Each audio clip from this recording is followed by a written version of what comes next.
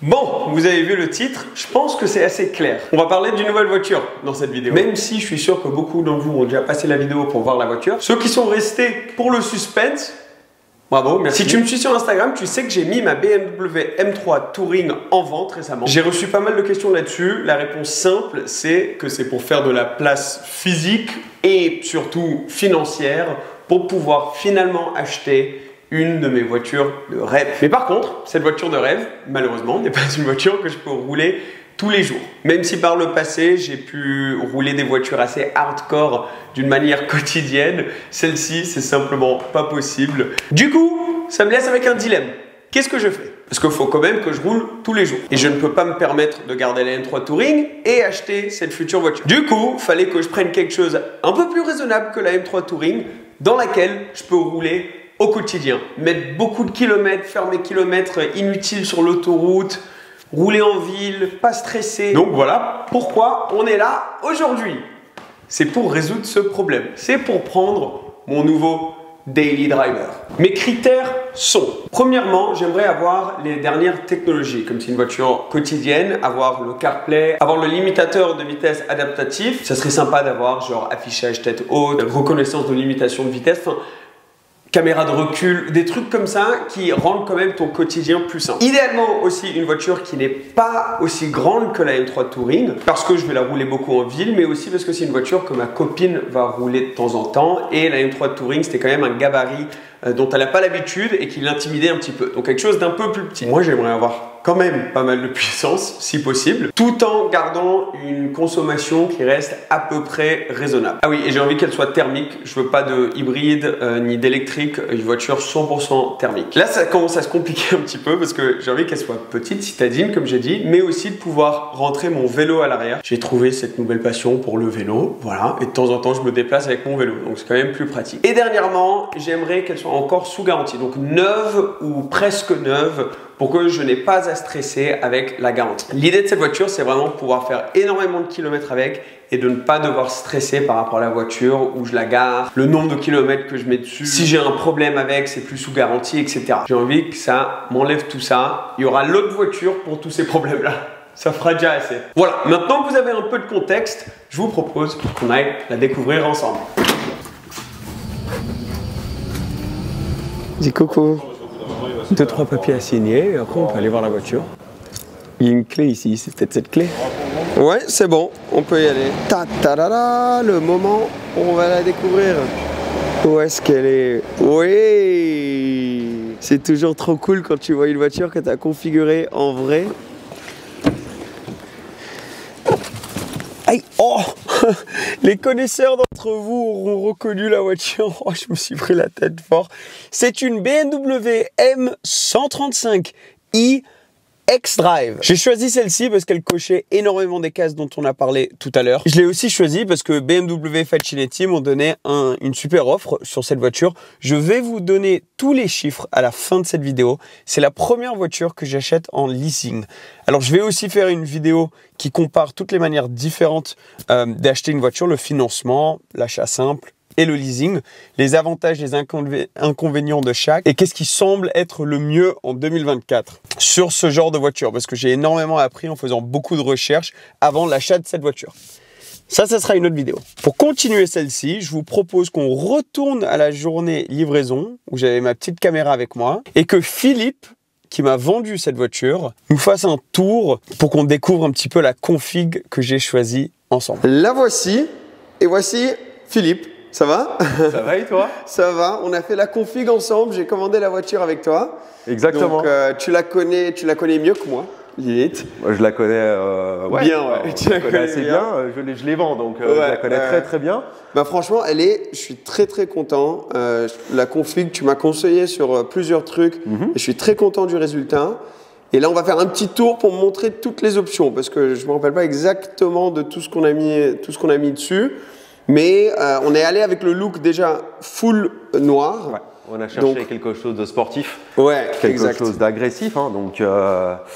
Sympa, après, tu m'as fait confiance, je t'ai fait confiance aussi. Tu connais assez bien la marque, tu connais assez bien le produit. Donc on va dire qu'on est quand même sur quelque chose. Enfin, t'es pas un client pénible. T'es plutôt quelqu'un voilà. Tu sais ce que tu veux, tu sais où tu vas aller. Moi, j'étais juste là pour te guider vraiment sur les petits détails, mais franchement, félicitations encore. Merci beaucoup. C'est génial. Franchement, je suis trop content et c'est vraiment exactement ce que je recherche. Une voiture avec laquelle je vais faire beaucoup de kilomètres et je voulais quand même qu'il y ait ce côté sportif, ce caractère. Là, on a plus de 300 chevaux quand même. 300 chevaux, 4 roues motrices. Ouais, exact. Alors, bon, on est sur un 2 litres, un 4 cylindres, mais franchement, et comme on a discuté ensemble, ça reste un daily, ça reste une voiture qui va rouler, donc on va chercher quand même du confort. C'est ça. On va aller d'un point A à un point B tout en ayant quand même du plaisir. Donc voilà, il fallait qu'on marque un peu aussi le coup sur un look sympa. Et à la fois aussi, de toute façon, elle est connue, hein, c'est une série 1, c'est une M135, voilà, donc voilà, quand on veut accélérer, ça marche, et puis voilà, on a la sécurité derrière aussi. Ouais, bah c'est ça, c'est le plus grand moteur pour la série 1. C'est le plus grand moteur pour la série 1. Pour l'instant, donc on voulait quand même y aller. Si on le faisait, on s'est dit, allez, on se lance, on prend le plus grand. Là, on a les pneus d'été dessus. On est en roue été 19 pouces. 19 pouces, donc on est sur la taille maxi série 1 proposée donc en option au catalogue, avec du saphir noir et en pack M Sport Pro. Donc M Sport Pro relativement simple, on voit les phares noirs à l'avant. Ouais, ça c'est t'as la calandre full black, donc Shadowline étendue. Avec également, bon tu montreras après de toute façon, mais les échappements également noirs. Ouais, c'est vrai, échappement noir, et il y a même une petite lame avant, c'est ça? Ouais, alors tu auras la lame à l'avant, donc juste là. Sous le pare-choc. Tu auras également les capteurs à l'avant. Ouais. On est sur des phares LED. On est sur des phares LED. Après, on est parti quand même aussi sur beaucoup d'options au niveau sécurité. Donc, on aura tout ce qui est assistance, angle mort, donc régulateur adaptatif, etc. Donc, ça, après, on regardera aussi ensemble. Toi, ouvrant panoramique. Oui, ça je voulais. Génial. L'été, c'est bien. Mais même l'hiver, ça fait rentrer tellement de lumière. Voilà. Comme on est sur un intérieur noir aussi. Voilà, tu as de la lumière, ça apporte de la lumière et tu peux également l'ouvrir quand il fait beau. Ouais, c'est trop bien. Voilà. Et on va changer quand même. Là, pour l'instant, on a ces jantes-là, mais j'ai aussi commandé les pneus hiver qui viennent sur d'autres jantes en 18 pouces cette fois-ci. Donc, on a fait les étriers bleus. Donc, ça, c'était un point sur lequel on avait hésité. Au début, j'étais parti en étrier rouge. Et après, je suis parti avec bleu. Tu m'as conseillé les bleus. Je suis très content qu'on ait fait ça au final. Pourquoi on a pris du bleu? Donc, bon, premièrement, ça reste quand même la couleur BMW. Ouais. Donc, dans l'âme, on reste dans le BMW. Et après, je pense que les gens vont un petit peu comprendre quand ils vont voir l'intérieur. Oui, ouais, ça va avec l'intérieur. Au niveau des sièges, je pense qu'il y a une cohésion qui est un peu plus, qui est un peu plus sympa. On peut montrer l'intérieur. Allez. Alors, on est sur, donc, comme vous pouvez voir, il y a des détails bleus. Donc, c'est pour ça qu'on s'est dit les étriers bleus avec les détails bleus à l'intérieur. Et sièges en Alcantara. Siège en Alcantara, siège sport, c'est les baquets. Exactement, c'est les baquets. Mais qui sont encore très confortables, échauffés, électriques aussi.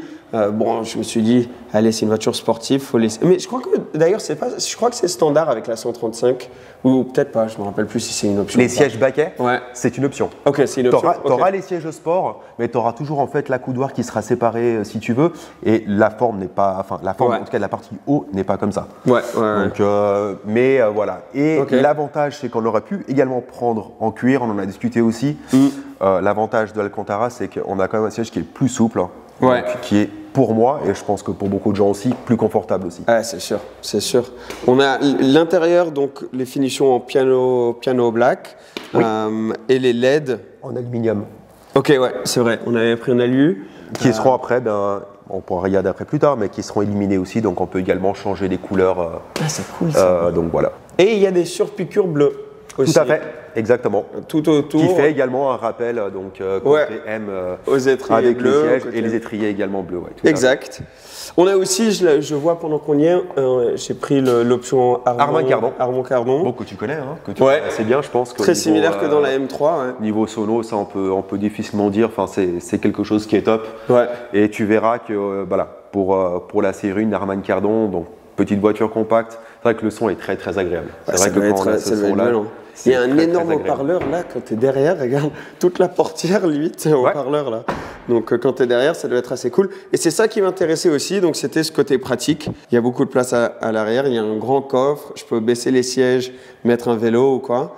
Alors, on reste quand même sur une voiture compacte, mais avec de la place. Ouais, c'est fou la place qu'il y a. Souvent, on met synonyme petite voiture, avec, on va dire, on n'aura pas beaucoup de place. À l'arrière, ils ne seront pas forcément très confortables et à l'aise. Mais finalement, non, c'est, tu feras l'expérience, mais non, on a une très très jolie place. Et franchement, c'est tellement pratique. Marion, est-ce que tu peux rentrer pour nous faire une démonstration de la place arrière? T'as vu? J'ai encore de la place. Il y a encore de la place. C'est bien. Et en plus, moi, je suis pas le plus grand, donc je pense que le siège, il va avancer, le siège conducteur. Elle n'est pas hybride, pas d'électrique, elle est 100% thermique. J'ai vu que j'avais 700 km d'autonomie, là, chose que je n'ai jamais vue avec la M3. Donc niveau conso, ça va aussi être mieux. Bon, on va le montrer parce que voilà, il y a aussi le coffre électrique. Rayon électrique, caméra de recul. Ouais, on a mis tous les bip bip. Capteur à l'avant, capteur à l'arrière. À savoir que dans la série 1, la caméra avant n'existe pas. Ah, ok. Donc voilà, c'est pas qu'on n'ait pas pris, qu'on n'a pas pris l'option, etc. C'est qu'on n'a vraiment pas l'option. Ouais, il n'y a pas l'option. On a cependant les capteurs à l'arrière, la caméra et les capteurs à l'arrière. Ouais, et le haillon électrique, ça c'est sympa. Et bon, le grand coffre, voilà. Je vais rentrer pour la première fois. Ouais. Waouh. Très beau. C'est la génération juste avant la tienne, en fait, finalement, donc avec un écran séparé. Ouais. Très intuitif aussi. Très facile à comprendre, très facile à utiliser. L'écran sera tactile également. Ok. Tu vas quand même garder le petit joystick que tu connais également de la M que tu as. Donc voilà, ça reste. Enfin, tu ne seras pas dépaysé. Hein, mais il y a le CarPlay sans fil, il y a tous les trucs comme ça, pratique. CarPlay, Android Auto aussi. Donc voilà, donc après tu auras plus d'informations au niveau du volant. Donc tu auras également les palettes, plus et moins. Ouais, ça après. Ça on garde pareil, tu as tout ce qui est régulateur adaptatif, donc tout va se faire ici au niveau de la conduite, donc par régulateur, plus l'assistance de conduite, etc. Le petit volant chauffant, c'est pratique, surtout en cette période-là. Ça c'est cool. Et donc tout ce qui est réglage en fait multimédia, volume, changement de piste, donc et assistance, donc ça va être aussi, ça va être là. Parce que j'aime bien, c'est que tu as quand même des boutons. Donc tu vois, pour ton siège chauffé, tout ça, c'est vrai que sur le nouveau système, il faut vraiment tout faire sur l'écran, et c'est sympa d'avoir quand même quelques raccourcis pour ta clim, pour la musique, pour les trucs du genre. En fait, d'un point de vue pratique, quand tu vas rouler, quand tu vas conduire, c'est plus facile d'avoir le bouton que à chaque fois aller dans l'écran. Merci Philippe. Merci à toi. Bien sûr, ça fait plaisir de l'avoir finalement, et quand tu la vois sur un configurateur, c'est jamais pareil. Sur un écran et la réalité, c'est pas pareil, tout à fait. On va aller voir ce qu'elle en pense, Marion. Je valide.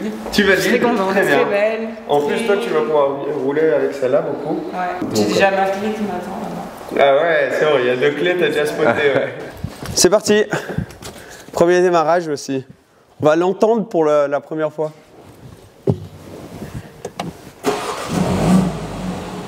Ouais. Coucou. Première impression? Première impression, très sympa. Hein.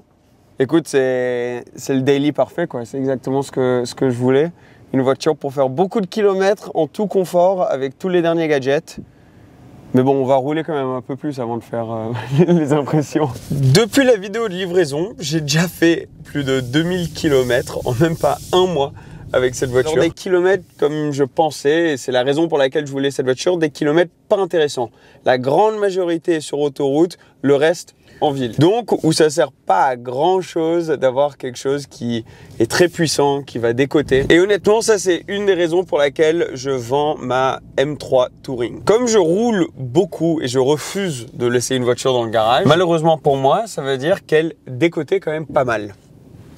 Parce que je sais qu'il y a beaucoup d'entre vous qui vont être en train de regarder cette vidéo en se disant « Mais Seb, tu baisses grave en gamme en passant d'une série 3 M3 Touring à une série 1 ».